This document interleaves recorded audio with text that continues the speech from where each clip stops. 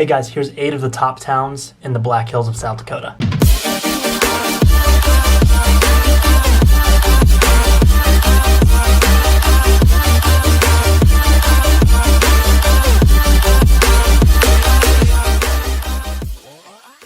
Hey guys, what is going on? My name is Christian Morrison. I am a real estate agent here in the Black Hills, Rapid City area on the western side of South Dakota. I do this YouTube channel just for people that are looking at moving here, got questions about the area.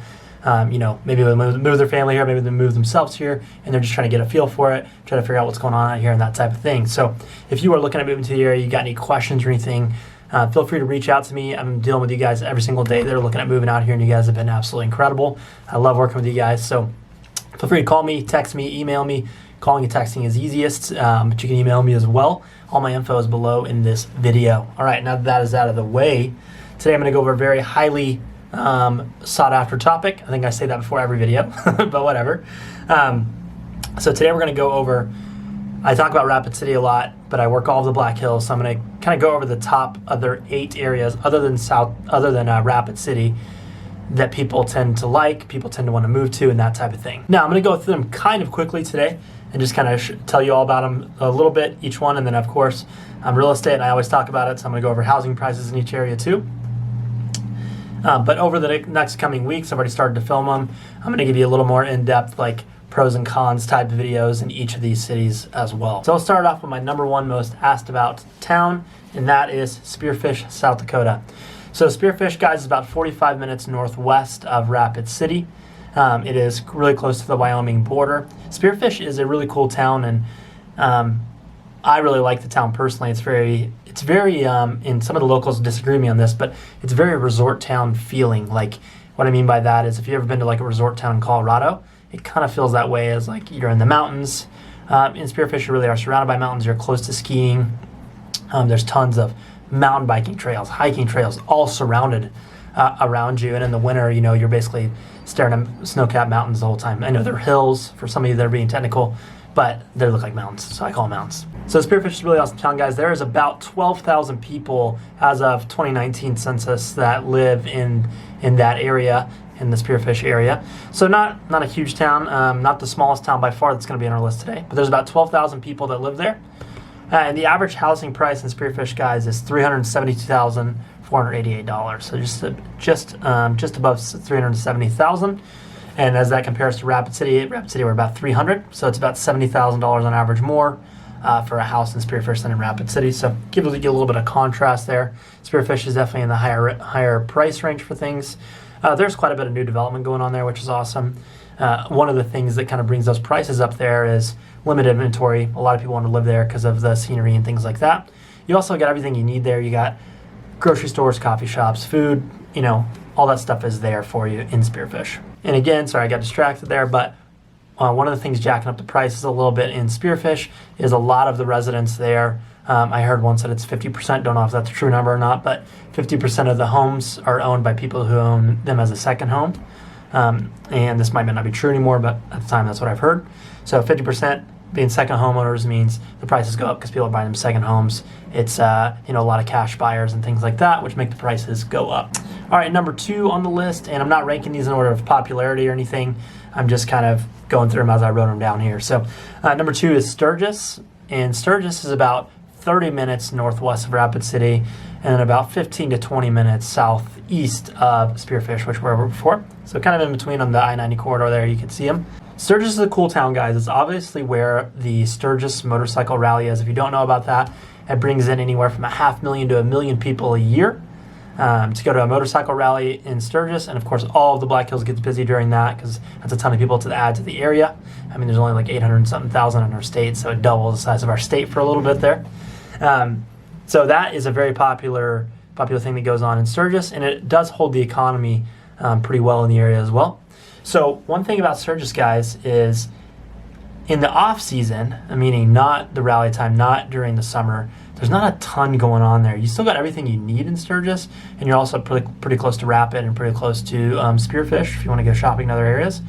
But you got everything you need there as well. You got grocery stores, you got restaurants, you got all that kind of stuff there in the area as well.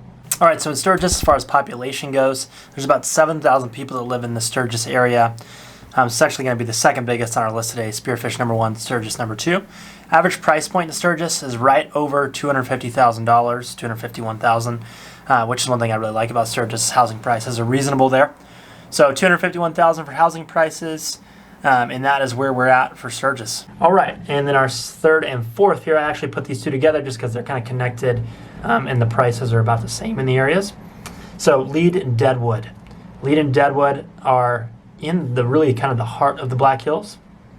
They're really kind of in a, if you drive through them, they're like in a canyon in between two sides of a mountain. You're kind of driving in, swerving in between the canyon. It's pretty cool.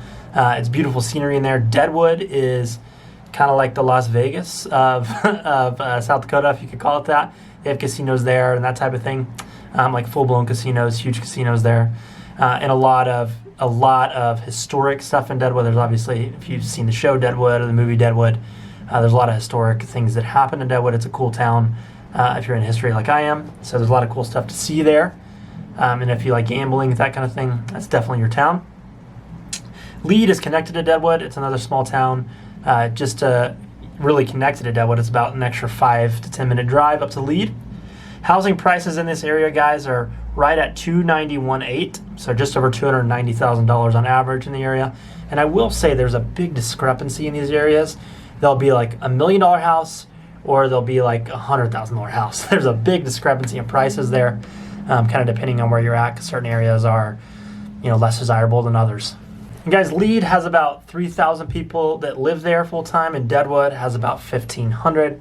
So between the two, you're looking at about 4,500 people that live there full time. All right, next on the list, guys, is going to be Hill City and Keystone. I'm putting these two together as well. Both very small in population, that's why, so it's easier to get more data on all of them together. Now, Hill City and Keystone are about 20 to 30 minute drive from Rapid City. What's really cool about these towns to me personally is you're really close to town, meaning you're close to Rapid City, which has everything. They have little stuff here and there. I think there's a grocery store in Keystone. Pretty sure. Anyways, there's restaurants there and that type of thing. These two towns, guys, as far as the businesses go, the restaurants go, that type of thing, are very heavily dependent on tourism in the summer. So again, in the winter in these areas, you're going to have way less traffic. It's going to be very quiet. And in the summer, it's going to be very busy with tourism. People coming for the rally. People just come year-round for tourism in the Black Hills in general. It's a very heavily tourist area. So these two towns are very heavily busy in the summer and very slow in the winter. I actually love going to them in both times because there's a big contrast and it's cool to see. Now, Hill City and Keystone, there's only about 500 people that technically live there full time. Hill City has about 1,000. So 1,500 between the two, and they're pretty close together. They're about 10 minutes apart. Keystone, of course, is where Mount Rushmore is, the actual monument, and then Hill City is just on the other side of that, of the highway there. Now, average price in Hill City Keystone might surprise some of you. The average price is $389,700, which is actually the most expensive on our list today, just about $390,000. The reason that is, guys, is a lot of, again, just like Spearfish, how they're second homeowners, there's a lot of that there too, but also a lot of very expensive, very cool houses tucked in the hills, because you're literally in the hills there.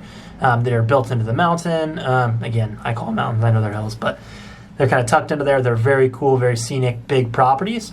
And there's quite a few of those out there for, millions of dollars, which make that average price point go up quite a bit. Now, again, if you like hiking, biking, trails, that type of thing, you're going to love Hill City and Keystone. Really, any of these areas you're going to love because they have a ton of that near there. Hill City and Keystone feels the most like the mountains to me. You really feel like you're in the mountains, the views, and all that kind of stuff. Now, one other thing I will say about Hill City and Keystone, Hill City actually has a new development in there right now, which is way more affordable. I'm talking like $300,000 and below on houses, and those are selling up very quickly. So if you're interested in that area, let me know and I can give you some details on that new development in there. All right, guys, next on our list is Custer, South Dakota. Custer's another super popular area, really about an extra 25 minutes from those Keystone and Hill City. Yeah, 20 to 25 minutes south of Keystone, southwest kind of Keystone and Hill City. Custer's a really cool town, guys. It's beautiful. There's a little bit more there in the way of like grocery stores, restaurants, that type of thing. It's got some beautiful landscape. It's got some of my favorite restaurants there, actually.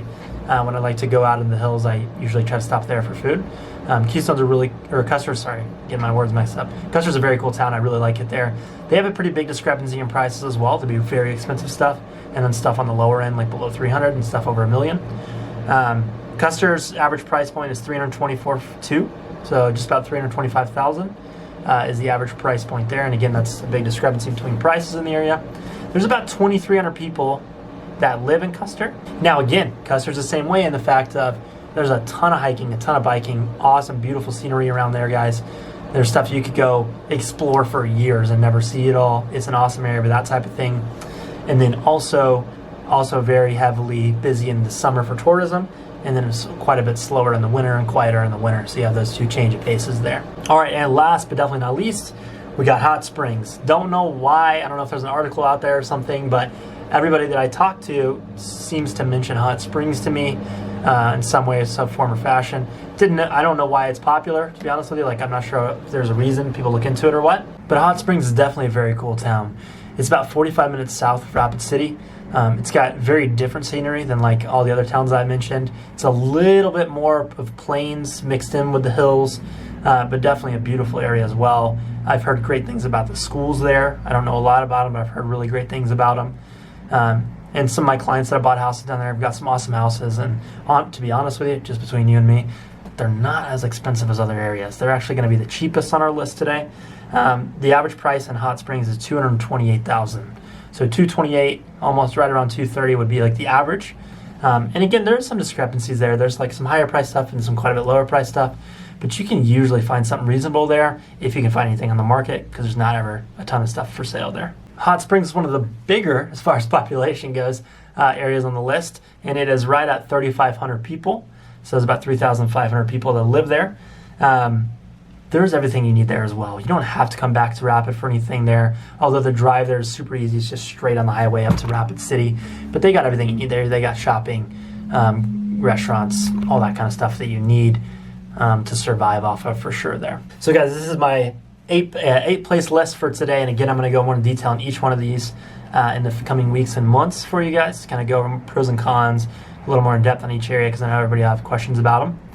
But again, if you got any questions, you're looking at moving here, I've absolutely loved working with you guys. You guys have been awesome, and I really appreciate you reaching out. So feel free to give me a call or a text or an email, whatever's best for you. It's easiest to get hold of me on call and text. All my info is below, and I look forward to hearing from you guys, and I'll see you on the next video.